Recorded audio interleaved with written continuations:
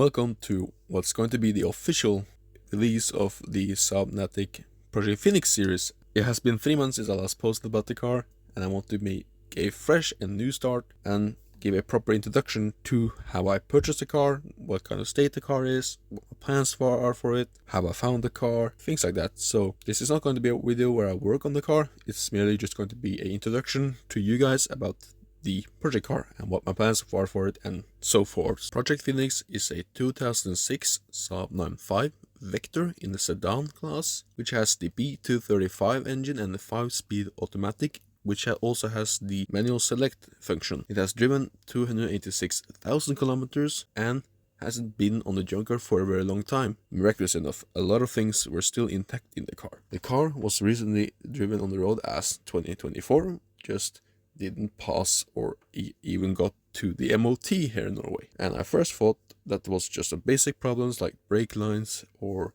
something with oil leakage. Maybe people just wanted to get rid of it because it was starting to get old by the age in comparison to what cars we have here in Norway, which usually are electric driven and German based models. However, what we'll look at later will show the truth about the state of the vehicle. First impressions of the car when I found it at the junkyard was, well, this doesn't look like it has been long at the junkyard. It looked new, it looked not scrapped or taken any parts from. My hopes died at first when I just started to open the trunk and I saw a literal automatic transmission laying in the trunk, and I thought, well, okay, so it's a transmission damage on the car. But that was just a Volkswagen automatic transmission belonging to some other car that they probably just scrapped long before. When I looked at the interior, it was 95% complete. So that's great for me. I don't need to try to go and scavenge for no longer produced parts of the interior. However, I did have to get new door cards at the front, a new door handle in the rear front, the rear driver's side, and some other components belonging to how the latch works on that door, as well as a new speaker grill in the front right speaker on the dash, as well as some new floor mats, even though they are not the most important. I live in Norway and we don't use, or more or less doesn't use, the carpet mats that you can get with a car, as it's just gonna get dirty and moldy. So interior wise, looked more or less perfect. I opened the bonnet and I looked at the engine and it looked like everything was there. I just ended up having to take the chance. I bought the car. I had to fill up brake fluid, power steering fluid, coolant, and mount the battery, and at last just fill some gasoline in the engine.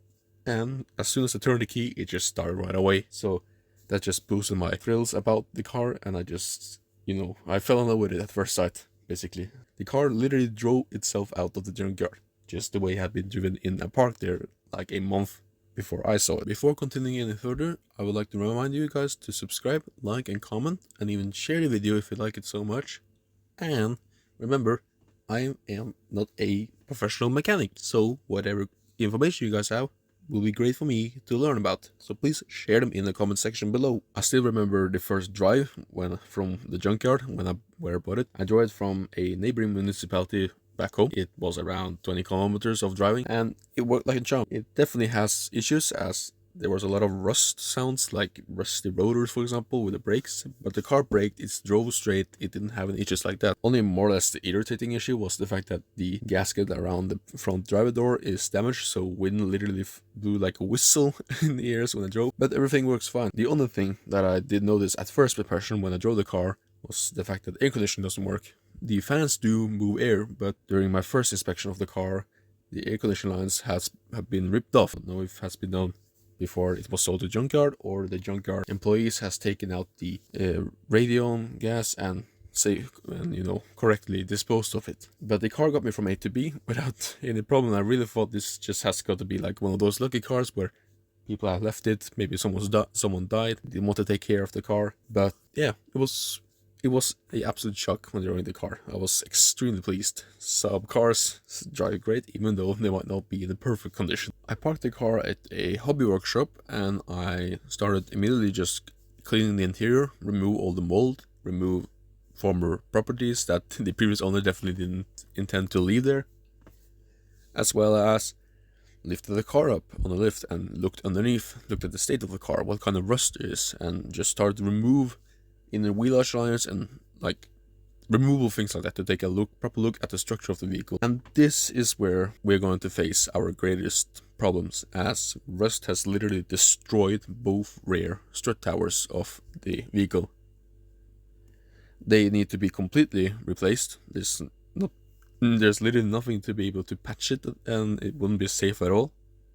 So I'm going to have to learn how to weld in new wheel arches and have them properly looked at and confirm that they are safe to be used and correctly placed. The rails of the car were more or less okay. They have surface rust, maybe a bit more excessive rust at some areas, but I am aware that it's possible to get it fixed, or at least I'm going to try my best to do it. Even though a project car is supposed to be able to be driven, I do not really care if I fail at getting it fixed. I just want to try again, as I'm not in it for the money with this car. I just want to make sure that the car is not left on a junkyard. I want to be able to be used at least. Now, the workshop or work area I'm going to use to fix the car is not going to be the workshop that I first had it at. I'm going to work in it on the gravel ground, and jack stands and a jack, and I'm going to lay in the dirt, lay in the gravel, and feel how it actually is to completely on your own work on a car without having professional and helpful tool. Plan for the Saab 9.5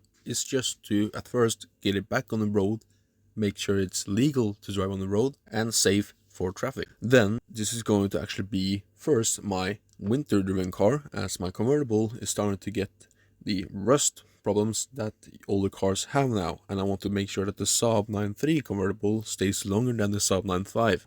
However, we are going to actually do some modifications to the car, as I want to learn about horsepower tuning and performance upgrades that I can do on a Saab. And I do know that the Saab 9.5 series tend to have better upgradability in comparison to the 9.3s. That is all. This is just a official introduction and an official start to the Project Phoenix series. Uploading schedule is not set yet. It probably is going to be a bit sporadic, but I will definitely try to get at least one video every month, at least, or less, just bring an update to you guys. So yeah, thanks a lot for watching. Please do subscribe, like and comment and share the video. The more the channel gets in views and subscribers, the better community we're going to be able to gather, the more we learn from each other, and the more fun we're going to have.